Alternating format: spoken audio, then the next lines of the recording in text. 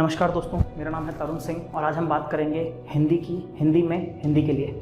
दोस्तों सबसे पहले हम कुछ इंपॉर्टेंट फैक्ट समझते हैं हिंदी के बारे में। दोस्तों हिंदी इस दुनिया की चौथी सबसे ज़्यादा बोले जाने वाली लैंग्वेज है। दोस्तों हिंदी का जो उद्भव हुआ है वो संस्कृत लैंग्वेज से हुआ है, जो कि इस दुनिया की सबसे पुरानी लैंग्वेज है। और अगर बात करें कितनी पुरानी है तो ये ईसा से 5000 वर्ष से भी ज़्यादा पुरानी है। दोस्तों हिंदी ना केवल भारत में बल्कि भारत के बाहर भी कई देशों में बोली जाती है, जैसे Nepal, Fiji, Mauritius, Trinidad and Tobago, Guyana इत्यादि। दोस्तों पूरी दुनिया में हिंदी भाषी लोग 50 करोड़ से भी ज़्यादा हैं और पूरी दुनिया के 120 से ज़्यादा देशों में हिंदी भाषी लोग रहते हैं। इसके अलावा दोस्तों हिंदी एक फोनेटिक लैंग्वेज है, यानी कि इसे जिस तरीके से लिखा जाता है उसी तरीके से बोला भी जाता है। और साथ ही ये दुनिया की उन 7 लैंग्वेजेज में शामिल है जिनमें वेब एड्रेसेस बनाए जा सकते हैं। पर दोस्तों इतना सब कुछ होने के बावजूद भी हिंदी का भविष्य सुरक्षित नहीं है और हो सकता है आने वाले 200 से 300 साल बाद हिंदी भी केवल एक सब्जेक्ट के तौर पर उसी तरीके से पढ़ाई जाए जैसे आज संस्कृत पढ़ाई जाती है। दोस्तों हिंदी आज शर्मसार है, हिंदी आज मायूस है। और दोस्तों हिंदी मायूस इसलिए है क्योंकि हमें हिंदी बोलने में शर्म आती है जब हम किसी स्टेज पे जाते हैं या किसी मंच पे जाते हैं। हमें हिंदी बोलने में शर्म आती है जब हम किसी साक्षात्कार में होते हैं। हमें हिंदी बोलने में शर्म आती है जब हम किसी एलिट ग्रुप के साथ बैठे होते हैं। दोस्तों हिंदी का भविष्य सुरक्षित इसलिए भी नहीं है क्योंकि हिंदी की जो वोकैबुलरी है वो कमज़ोर पड़ती जा रही है, यानी कि लोगों के अंदर जो हिंदी का शब्द ज्ञान है वो कमज़ोर होता जा रहा है। दोस्तों याद कीजिए, लास्ट टाइम कब आपने स्कूल की जगह विद्यालय शब्द यूज़ किया था? आपने लास्ट टाइम कब थैंक यू की जगह धन्यवाद शब्द यूज़ किया था?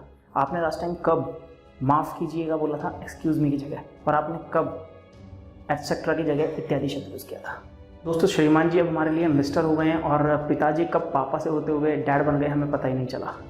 आज हमें हमारे गुरुजियों को गुरुजी बोलने से ज़्यादा फ़ख्र महसूस होता है सर बोलने में, और सर हमारे लिए हेड हो चुका है और हेड में होने वाले दर्द को हम लोग हेडक बोलने लगे। सर दर्द कहीं खो गया है।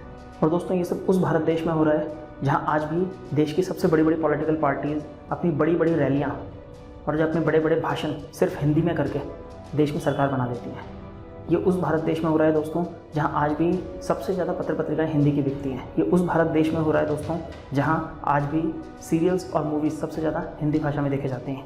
ये उस भारत देश में हो रहा है दोस्तों जहाँ पे यूट्यूब का 93% से ज़्यादा कंटेंट हिंदी में बनता है।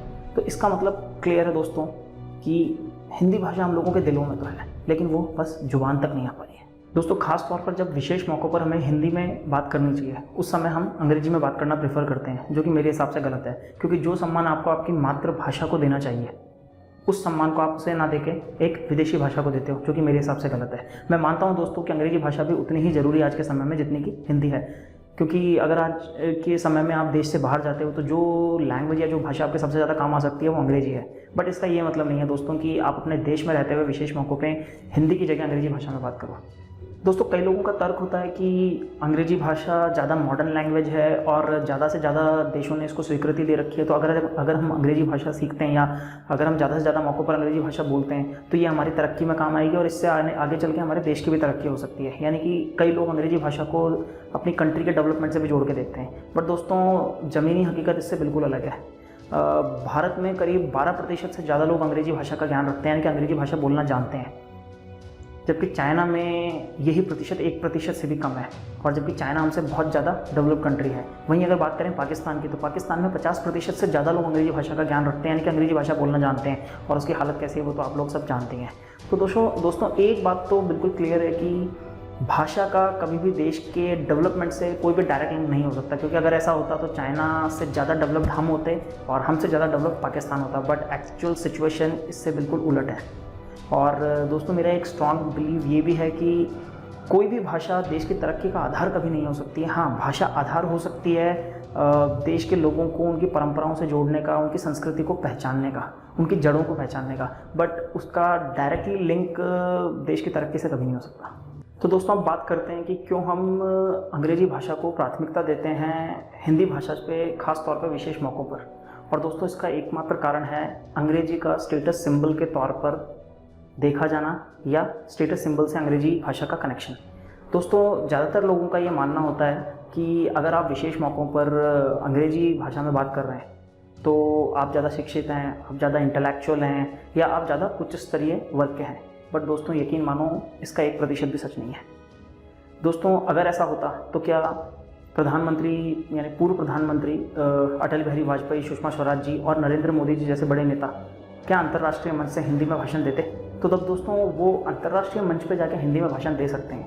तो हम लोग राष्ट्रीय और ख़ास तौर पे विशेष मौक़ों पर हिंदी बोलने में क्यों हिचकिचाते। और वैसे भी दोस्तों जो भाषा आपको मामा, चाचा और ताऊजी के बीच का फ़र्क नहीं बता सकती, वो भला हिंदी से बेहतर कैसे हो सकती है, मेरी समझ से तो बाहर है। तो दोस्तों अब बात करते हैं सल्यूशन की, कि किस तरीके से हम हमारी हिंदी को वापस वो गौरव दिला सकते हैं जिसकी वो हकदार है। और इसके लिए आपको कुछ उपायों पे काम करना होगा। दोस्तों इसमें जो पहला उपाय है वो ये है कि आपको जितना ज़्यादा हो सके, विशेष तौर पर जब भी आप किसी विशेष मंच पर जाएं, तो ज़्यादा से ज़्यादा हिंदी में बात करने का प्रयास करें और पूरे गर्व के साथ हिंदी में बात करें। दूसरा उपाय यह है दोस्तों कि जितना ज़्यादा हो सके हिंदी के नॉवेल्स या हिंदी की ही बुक्स आप ज़्यादा से ज़्यादा पढ़ें। अगर आप फॉरेन राइटर्स की बुक भी पढ़ रहे हैं तो कोशिश कीजिए कि उनके हिंदी ट्रांसलेशन पढ़ें, क्योंकि अगर आप उनके हिंदी ट्रांसलेशन पढ़ेंगे तो इससे हिंदी ट्रांसलेशन की डिमांड ज़्यादा आएगी और जो पब्लिकेशन हाउसेज़ हैं उन पर भी प्रेशर पड़ेगा कि ज़्यादा से ज़्यादा हिंदी की बुक्स पब्लिश की जाएँ या छापी जाएँ। इसके अलावा दोस्तों जो हिंदी के हमारे कवि और जो लेखक हैं, जो कि जिनमें सही में बहुत ज़्यादा प्रतिभा है और हम उनको उतना एडमायर नहीं करते हैं, तो उन सबको भी उसी तरीके से हम लोग एडमायर करें जैसे कि किसी सेलिब्रिटी को एडमायर करते हैं या किसी बॉलीवुड स्टार को एडमायर करते हैं। दोस्तों लास्ट में मैं केवल इतना ही कहना चाहूँगा कि जो हम लोगों की सोसाइटी या जो समाज होता है वो एक वृक्ष और एक पेड़ की तरह होता है। जैसे एक वृक्ष और एक पेड़ तब तक समृद्ध या हरा भरा नहीं हो सकता जब तक कि उसकी जड़ें मजबूत नहीं हो, बिल्कुल उसी तरीके से कोई भी सोसाइटी या कोई भी समाज तब तक डेवलप्ड या स्ट्रांग नहीं हो सकता जब तक कि उसकी जड़ें मजबूत नहीं हो। और किसी भी सोसाइटी या समाज की जड़ें होती हैं उसकी परंपरा, उसकी संस्कृति, और किसी भी देश की या किसी भी समाज की संस्कृति या परंपरा को पहचानने में उसकी सबसे ज़्यादा मदद करती है उसकी भाषा, और जो कि उसकी मातृभाषा होती है। और हम लोगों की मातृभाषा है हिंदी दोस्तों, इसलिए मैं आप सबसे रिक्वेस्ट करूंगा कि प्लीज़ हिंदी को सम्मान दीजिए। विशेष मौक़ों पे हिंदी बोलने में मत घबराइए, बेहिचक बोलिए और पूरे गर्व के साथ बोलिए। दोस्तों मैं आशा करता हूँ कि आप लोग अभी तक नहीं भूले हैं कि हिंदी है हम वतन है, हिंदुस्तान हमारा। जय हिंद, जय भारत।